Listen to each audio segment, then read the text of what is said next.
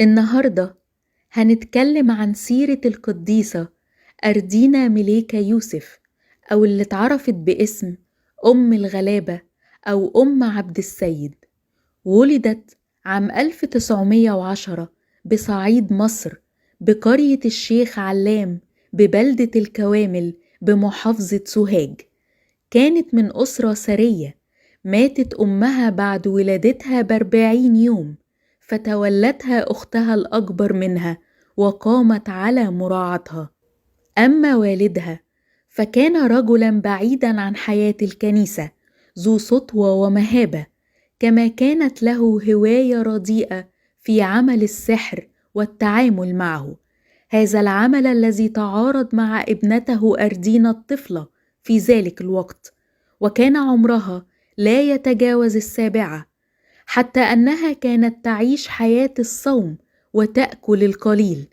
وحرمت هذه الطفلة الصغيرة ذبائح والدها لأنها ناتجة من مال حرام، وفضلت الأطعمة البسيطة القليلة، وكان أبوها يجبرها على أكل اللحوم.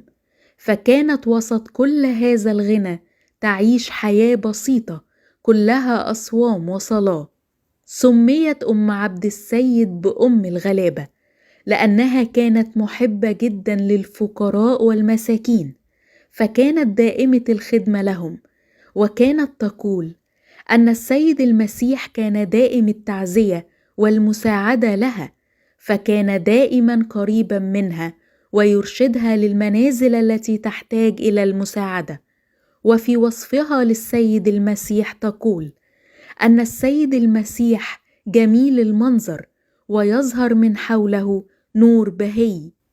تحكي أم عبد السيد وتقول: أمي تركتني يتيمة وأنا طفلة، كنت بخاف واترعب، وكانت تصف وجه والدها الجميل بلحية صفراء متوهجة كأشعة الشمس في براءة طفولية، ثم تتحدث بانبهار عن حنوه فتقول قد إيه كان الحنان اللي فيه عجيب.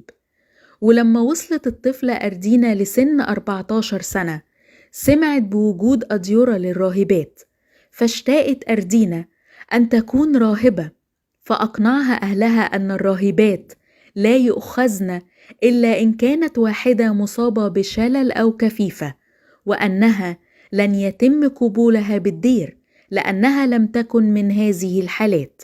فحاولت أردينا إحداث عاهات بنفسها للالتحاق بالدير، فوضعت ترابا من الفرن وكبست به أعينها حتى تفقد البصر وتقبل في الدير، لكن محاولتها باءت بالفشل.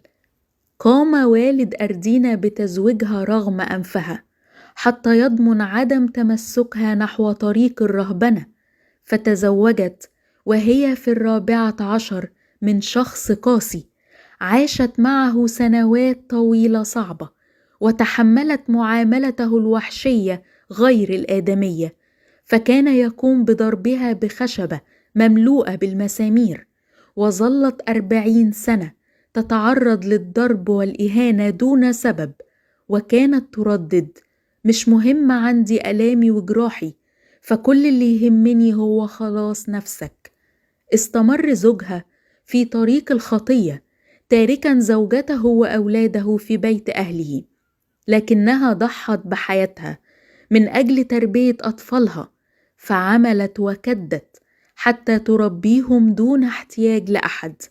وبعد زمن مرض زوجها، وعندما سمعت زوجته أم عبد السيد بذلك لم تفكر فيما صنعه معها، بل أتت به وخدمته بكل تفاني وصارت تداويه حتى برأ تماما. وعندما أحست بقرب وفاته اشترت أكفانا وقامت بحياكتها، ومات زوجها وكفنته بهذه الأكفان. تعرضت أم عبد السيد لصدمات كبيرة في حياتها، منها وفاة ابنها الأكبر سعيد، وقد استقبلت الخبر بفرح وتحمل، وقامت بوعظ المعزيين الذين جاءوا يشاركونها، فكانت تقول لهم: أنا فرحانة مش حزينة عليه، علشان هو في مكان أفضل.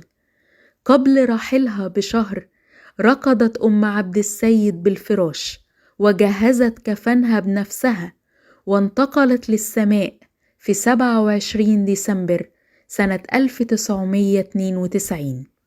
البابا شنودة قبل نياحته سماها بأم الغلابة لأنها كانت بتساعد أكتر من 6000 أسرة من الغلابة.